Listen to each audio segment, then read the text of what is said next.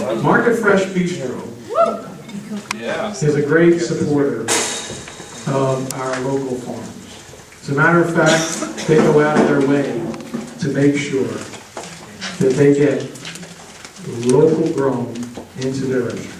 So we've been fortunate to have Justin Pardo, one of the owners of Market Fresh, come and do the chef's corner here on a number of occasions, and he has past few times with different people, and he said to me, I want to do taro. So we have the farmer who grew the taro, and we have Justin, who is going to give a demonstration on it. Justin? All right. Please give it up. Yes. Jerry Ross's taro coupon.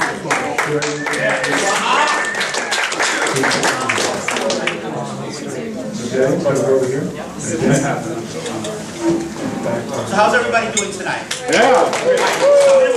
I'm gonna make one recipe really, really fast, and this one recipe, you can make 50 recipes off of this. All right? So what we're gonna do is, we took some kalo, Hawaiian kalo, okay? And what I do is, I cut it in half, I put it in water, cold water, with a little bit of salt, some herbs, and some garlic. And I boil it for 1 hour. Oh, okay. So I boil it for 1 hour. And then after the hour, you let it cool and you grate it. So what we do is we grate it, and after it's grated,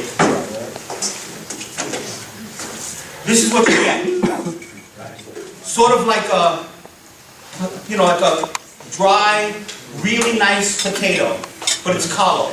Same consistency. And the reason why I cook it first is because with the first restaurant I ever worked on Maui, I took some kalo, I grated it, put it on a piece of fish, sold like 20 specials, and people were like, oh my God, my throat is tight, it's itching, it's burning. They were like, Justin, what did you do? I said, I just took it, grated it, I lived in New York, we never had to boil it. So that was kind of a bad experience, but it was kind of funny too. So, you have your grated kalo, and if you see, this is 5 days old.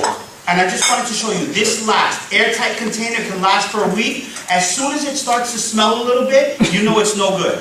But you're going to use it before. So we have all of this. So I'm going to do one quick recipe. Okay? So what we're going to do is, and I brought everything with me so we could do it real quick. So, we're going to make a kalo and Maui onion cake. And the good thing about this is I made all the recipes for you guys to take home. So you have all recipes all set. So what we're going to do is, and I'm just going to do it by eye, okay? So I'm going to take, say, 2 cups of this kalo. All right, we're going to put it in our bowl, our mixing bowl.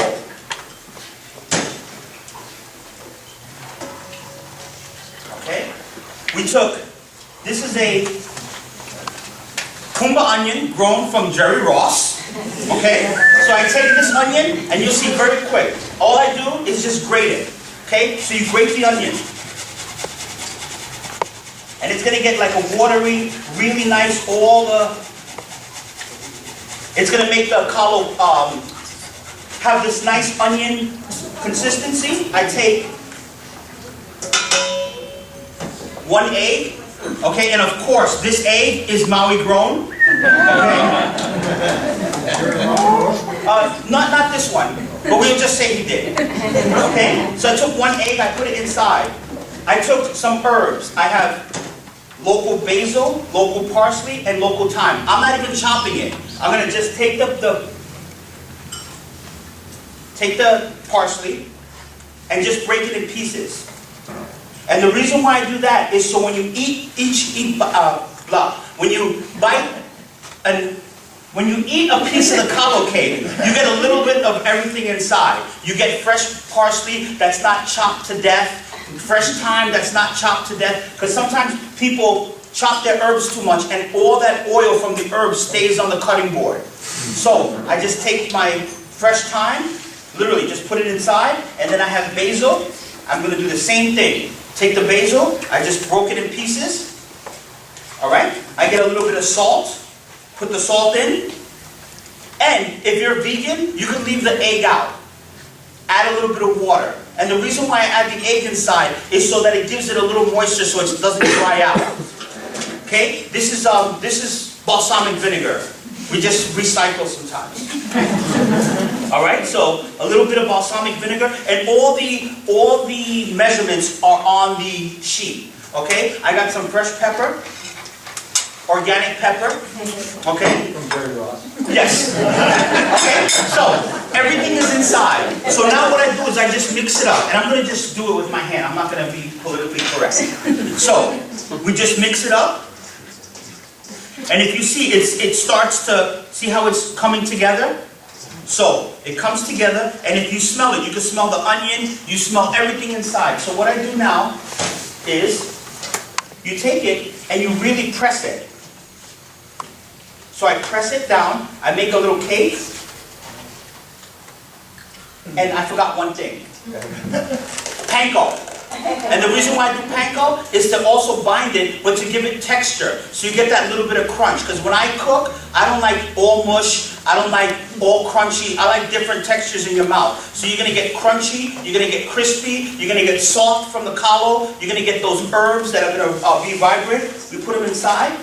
And then I just mix it. And you see, as soon as I put the breadcrumbs inside, look how it came together. So what you do is you make a cake. So we take a cake, we press it down, get a saute pan, get a little bit of butter, a little bit of olive oil on a medium heat, and you just sear it like latkes, like potato pancakes. You golden brown on each side, in the oven for 5 minutes, and you got a nice kalo cake. And you see, it didn't take long at all. When you're at home doing something else, put the kalo on the stove, you know, and then you have kalo for the whole week to make. So this is one kalo cake that we made out of this one recipe. Another recipe that I have, same exact recipe, use all of this. A lot of times when I cook at home, I don't cook just for myself. We're in Hawaii, you cook for like 50 people. So sometimes you have stuff left over, chicken. I like to add chicken to this. You add cooked chicken, some chopped garlic, you got a chicken and kalo cake with the onion inside, and you put some mixed greens on top. Unbelievable. You add some sprouts from you know where? Alrighty?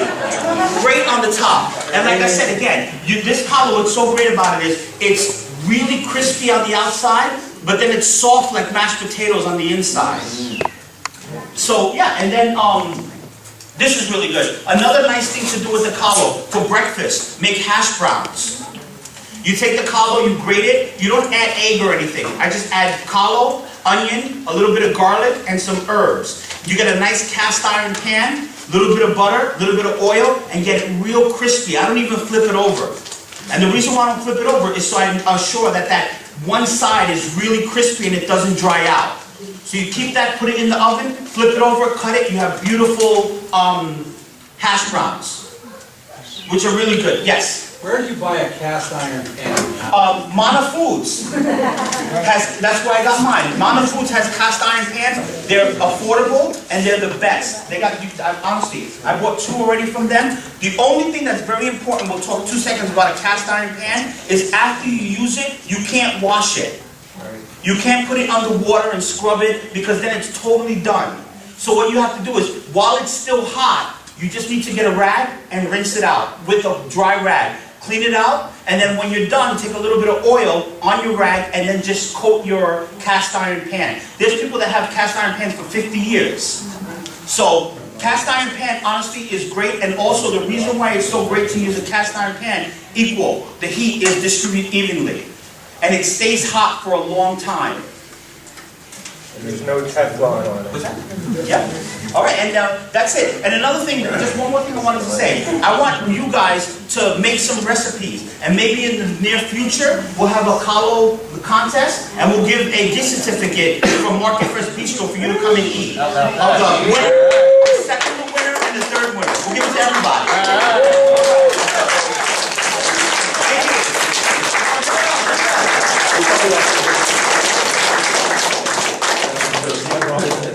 Not to throw cold water on his presentation, but guys, find out if you're iron toxic, okay?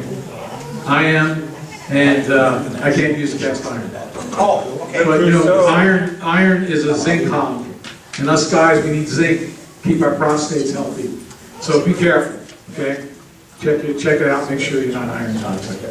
And the recipes are right on the table. So use a stainless pan or whatever. Yeah.